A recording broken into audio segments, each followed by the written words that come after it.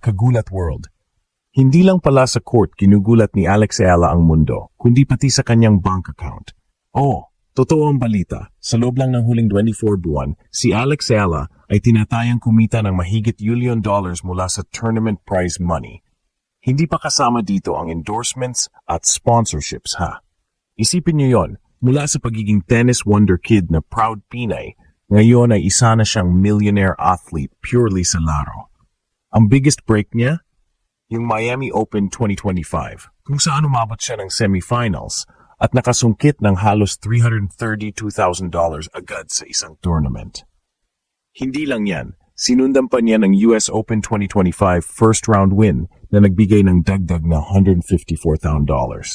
Dagdag pa ang panalo niya sa Guadalajara WTA 125, Eastbourne Run, at iba pang tournaments. Lahat yan nagsama-sama para umabot sa mahigit 1 milyon ang kanyang kinita. At take note, Kagulat World, hindi pa ito career total niya. Ito lang yung last 24 months. Kapag kinumputin mo ang kabuuan ng career niya, lumalabas na halos 1.3 million na ang total career prize earnings ni Alex. Kung i-convert natin sa pesos, aabot ito sa mahigit 75 million. Imagine mo na lang, galing sa racket at sa lakas ng loob ng isang dalagang Pilipina. Pero heto ang mas nakakagulat. Lahat ng ito ay bunga ng sakripisyo, training, at tapang ni Alex na sumabak sa pinakamalalaking tournaments sa buong mundo. Habang marami ang nagsasabi na mahirap pumasok at makipagsabayan sa WTA Tour, eto siya, hindi lang lumalaban, kundi kumikita na ng malaki. Kaya ang tanong ngayon, kung sa edad niyang ganito ay nakaka 1 million na sa 2 taon, ganun pa kaya kalaki ang kikitain ni Alex Ayala sa susunod na 5 taon? Pwede ba siyang maging pinakamayamang Pinay athlete ever? At higit sa lahat, paano kaya niya gagamitin ang yaman at tagumpay na ito para lalo pang itaas ang bandera ng Pilipinas sa mundo ng tennis? Kagulat World, isang bagay ang malinaw, hindi lang pala talent at panalo ang dala ni Alex Ayala, kundi pati inspirasyon at kayamanan na patunay na kayang-kaya ng Pinoy makipagsabayan sa global stage. Kung ikaw, anong gagawin mo kung kumita ka ng $1 million sa loob lang ng 2 taon? Kagulat World, tara na at himayin natin kung paano nga ba nakaipon ng $1 million prize money si Alex Ayala sa loob lang ng 2 taon. Hindi ito simpleng kwento ng panalo, kundi kwento ng pag-angat ng isang Pinay sa pinakamalalaking entablado ng tennis. Unang pasabog, ang Miami Open 2025. Ito ang tinatawag na tournament of her life so far. Gulat na gulat ang buong mundo nang makita ang isang teenager mula Pilipinas na umabot hanggang semifinals ng WTA 1000. Kung saan halos lahat ng kalaban niya ay top 20 players. At alam niyo ba kung magkano ang premyo sa semifinal finish? Halos $332. Isang bagsakan lang, nakapita siya ng higit P9 million pesos.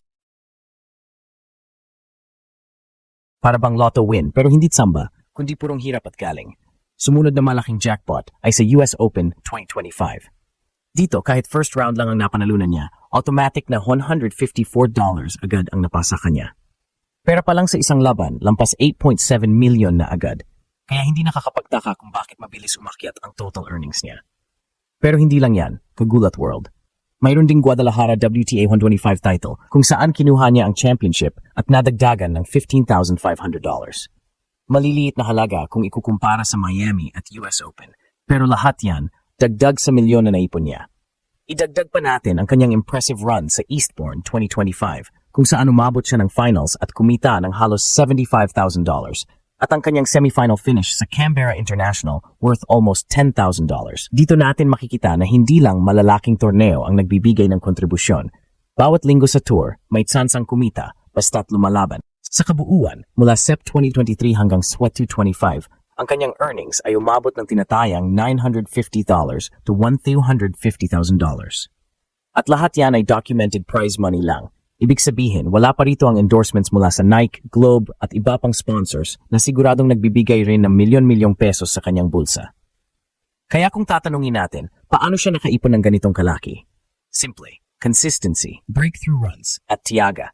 Habang ang ibang players ay hindi pa maka-breakthrough sa malaking tournaments, si Alex ay nakakatunto na sa quarterfinals at semifinals ng mga WTA 1000 events. Kaya imbes na daan-daan lang ang kinikita, tumatalo na agad sa $100,000 ang bawat panalo. At ito ang mas nakakatuwa, Kagulat World, bata pa siya. Kung sa edad niyang ganito ay nakaipon na ng $1 million in 24 months, paano pa kaya sa susunod na 5 taon? Pwede ba natin siyang makita na abot ang $10 million career earnings kung tuloy-tuloy ang ganitong pace? Isa lang ang sigurado. Alex Ala is no longer just a rising star. She's a millionaire athlete making history for the Philippines.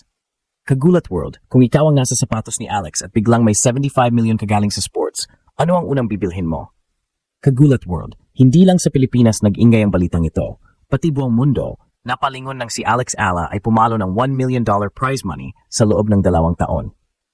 Sa international tennis community, bihira ang ganito kayong na atleta na nakakakuha ng breakthrough runs, lalo na galing sa isang bansang hindi tradisyonal na powerhouse sa tennis. Kaya nga maraming foreign media at analysts ang nagsabing, she's not just a story, she's the start of a revolution for Philippine tennis. Isipin mo, Kagulat World, sa mga malalaking tournaments gaya ng Miami Open at US Open, hindi lang premyo ang iniuwi ni Alex. Mas mahalaga pa, dala niya ang pangalan ng Pilipinas sa mga headlines ng ESPN, WTA official channels, at iba pang sports media sa buong mundo. Minsan pa nga, tinawag siya ng mga commentators bilang the future of Asian tennis. Imagine, ka-level na agad ng mga kilalang players mula Japan at China na matagal nang may global recognition. Pero syempre, may kasamang conflict dito. Sa likod ng kanyang $1 million earnings, may pressure na rin na dapat tuloy-tuloy ang kanyang performance. Ang tanong ng iba, kaya ba niyang i-sustain? Kasi sa tennis, mabilis magbago ang rankings, mabilis magpalit ang spotlight. Kapag natatalo ka sa early rounds, bumababa agad ang kita. Kaya kahit na nakakagulat at nakakabilib ang 1 million mark, alam ni Alex na hindi ito dahilan para mag-relax. Kailangan mas mag-double pa ng effort para mapanatili ang momentum. Dito pumapasok ang mas malaking impact, ang pride factor para sa mga Pinoy.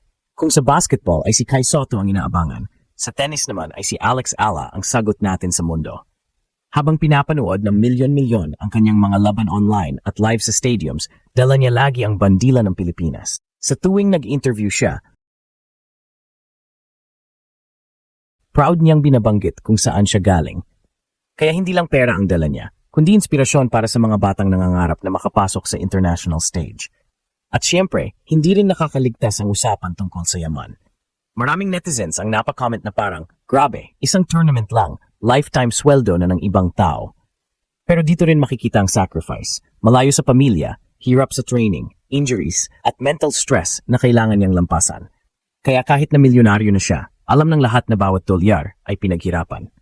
Sa ngayon, habang patuloy ang global reactions, unti-unti na ring nababago ang perception ng tennis world na hindi lang Europe, US o Australia ang pwedeng mag-produce ng elite players.